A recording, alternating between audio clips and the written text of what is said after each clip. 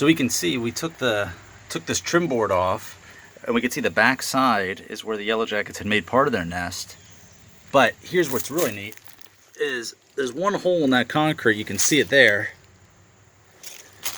and that's where the bulk of their nest was, inside of that concrete. So you can see the aftermath of us treating the nest. We're still going to have some flyers flying around, like you can see, but we're going to take care of them. So we'll dust that opening where their nest was. We'll clean all this up. We'll put this board back on, scrape off that nest, and this homeowner will be good to go.